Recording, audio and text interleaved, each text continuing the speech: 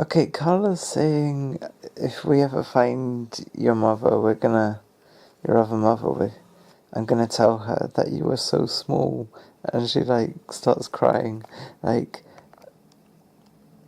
what? Why would she tell her that? What's going on?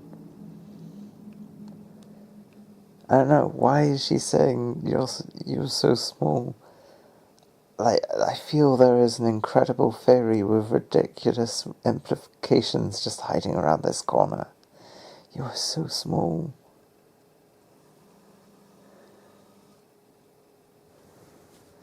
You are so small. Why must I tell your mum that? Like...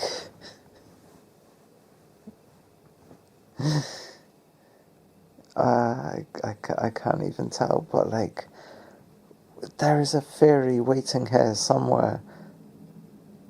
And I'm me, and I can't work it out. This is bonkers. This is not possible. You were so small. What does it mean?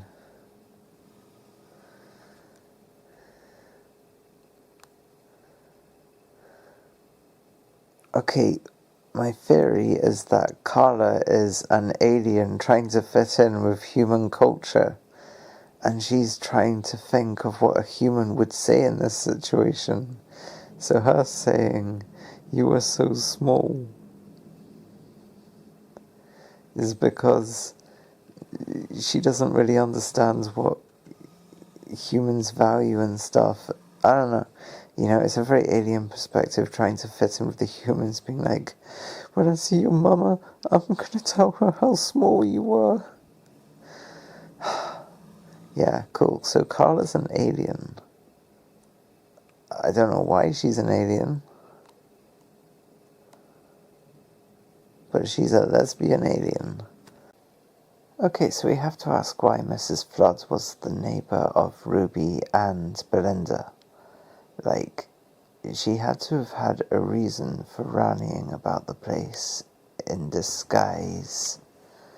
And the fact that Ruby's mum is an alien implies that Ruby's mum and grandmother are aliens, and therefore are part of the plan, which implies that Belinda's flatmates are also aliens, possibly under the control of the Rani. Maybe the Rani's keeping an eye on the parents, and the parents reports to the Rani. So what is the Rani trying to do to shape Ruby Sunday? What has she been shaped into? I mean, the Rani clearly had the doctor pegged if they were able to targetedly make Ruby and Belinda the companions. One could almost wonder if Ruby is a real person. That's why she's not... Ruby and Belinda, maybe they're created beings. That's why there's no trace of Ruby's mum or dad. Maybe the Rani realised that everyone was getting hung up on it and did some techno wizardry, just hacked a few things and,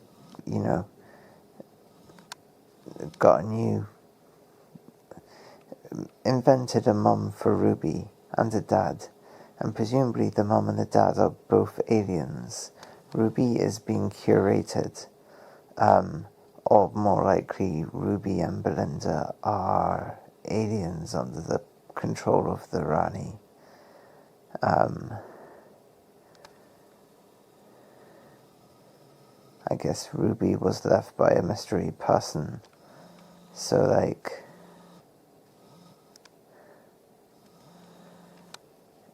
it could have been the Rani. I mean, it presumably was. She was wearing that hooded thing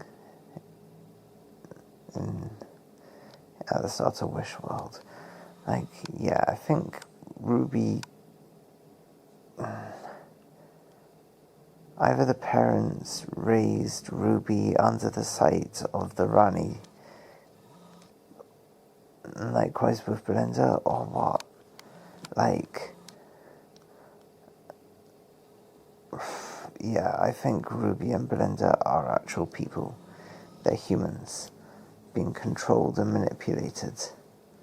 But why? Why? So if Carla is an alien placed by the Rani, then why? Why did Carla exist without Ruby Sunday? You know? Therefore, Carla is an alien, and the Rani is holding the alien hostage.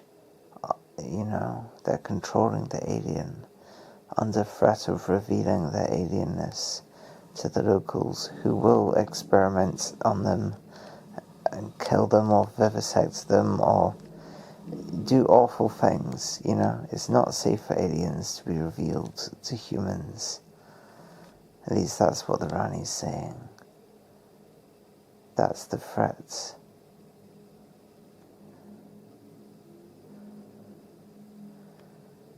This loving mother is actually an act. They are being forced into this.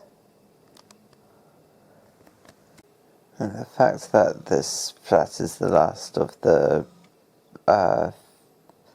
low-rent flats in the area or something, like, that's probably a trap by the Rani, you know, cornering the men economically as well as via other kind of threats.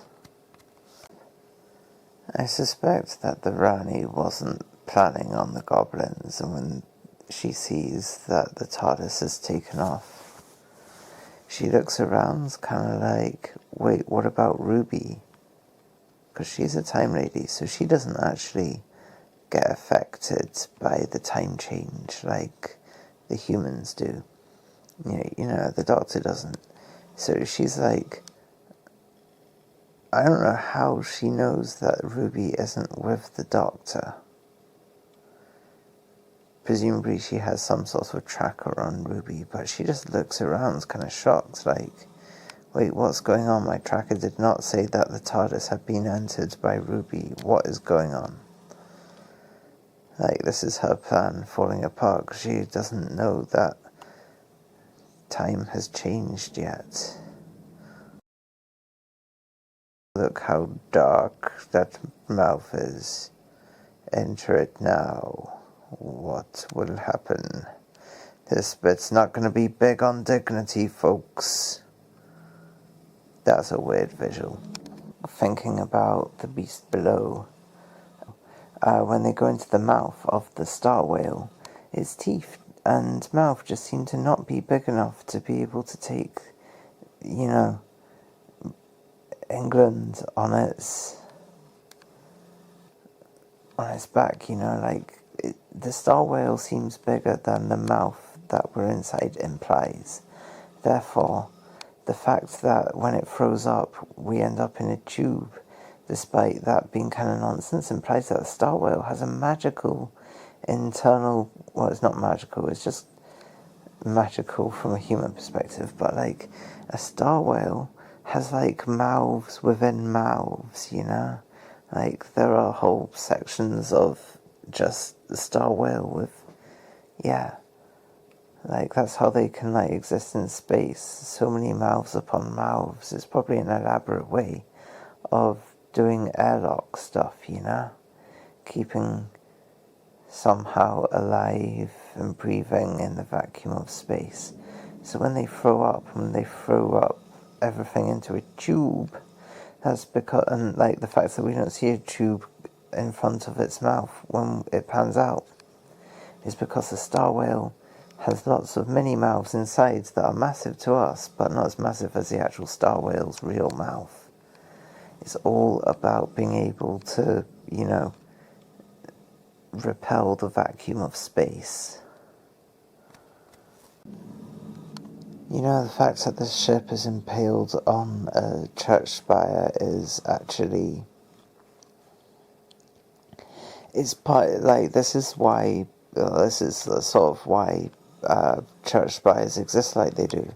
Because the church know the truth about God, that God is a massive alien. And God is hostile, you know. If they ever came to Earth, they would destroy us, really.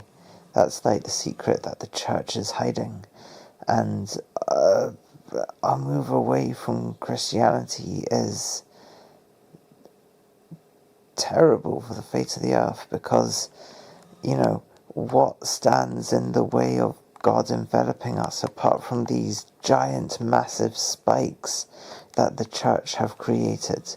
You know, these giant spikes. What do we call them? Spires. These are Earth defenses. These are the defenses of Earth against the giant God, the giant alien God that will come down and envelop us unless we defend ourselves. The fact that different alien magical beings have appeared and have been destroyed by this. This is not a coincidence. This is by design. I mean, you know, yeah, this is by design. They weren't aiming for the goblins, they were aiming for gods, but, like, you know. I think the Rani's realised that everything's going to plan and she is just taking a seat and enjoying the fruits of her work. What is it about Ruby and Belinda? You know? Perhaps as babies they were created by the Rani. You know, the Rani's obsessed with creating a new race of Time Lords. What if these babies were somehow part of that? What is going on? What is going on?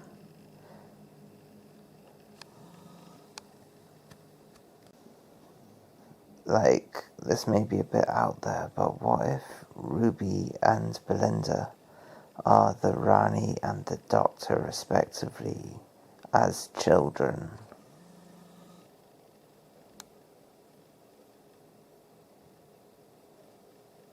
I don't know how that makes sense, but, I mean, something's got to be explained about Mrs. Flood, and I don't think I'm going to do it today. But we need to understand why she did what she did. Because this is clearly the culmination of her plans. She just needs to sit back and enjoy it. Alright, so the Doctor's just like saying to Mrs. Flood after Mrs. Flood is like, hey, what's wrong? You're down in the dumps. And the Doctor's like, I'm just wondering if I'm the bad luck. And this must clearly be related to the Rani. Like, I think the Doctor is the bad luck, because this wouldn't happen without the Doctor, perhaps. Or maybe it would. But the point being, it's more the Rani's fault than the Doctor, although I guess, yeah, like, Doctor does attract this stuff. So he is the bad luck. But the Rani's just, they're aware that, you know, she's really the person behind it, not the Doctor. Like, this is just a moment of triumph for her when he's just like, why does all this stuff happen to me? He doesn't know about Susan trying to wreck his life. He doesn't know about the Rani manipulating things for some reason. Some sick experiment. That's what it is. The Rani does experiments. The Rani does science experiments. Ruby and Belinda and Poppy are all experiments to create new Time Lords again. And of course, Time Lords are augmented humans. So, because the Time Lords splice themselves into the time stream of the universe, and everyone evolved to be like Time Lords. So she's trying to find Time Lords from humans despite requiring a level of purity. What's going on? Does she only, like, do Time Lords have babies and then Or did Time Lords have babies and she wants purebred Time Lords for some reason? Because she's weird like that. She's like the Malfoy of the Time Lord world. She's like, yes, we're purebloods. We're so much better than the ones derived from humans and whatnot. I don't know. Evil, eugenic, space, racist, scientist. I don't know. Maybe Ruby and Belinda aren't human at all. Maybe they sprung from the loins of Mrs. Flood. An experiment in fertility that went wrong somehow. I don't know, maybe she wonders if, like, the Doctor escaped the genetic explosion and somehow is fertile, and she's trying to breed the Doctor with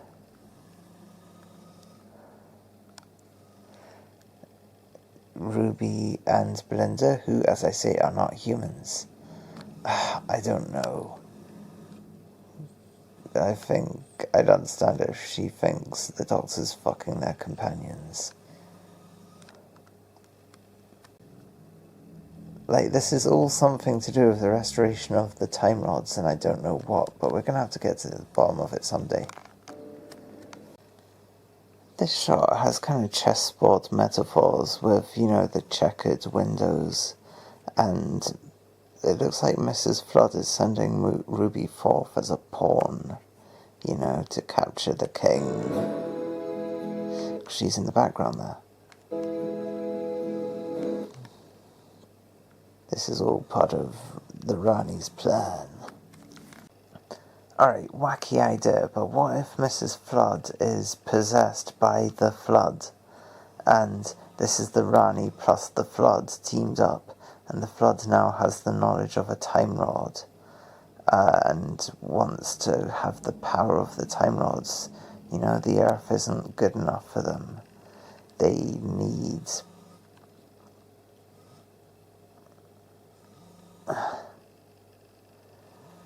need to become a Time Lord, a pure Time Lord, so that they can be the ultimate dominant species in the universe. The Flood from the waters of Mars.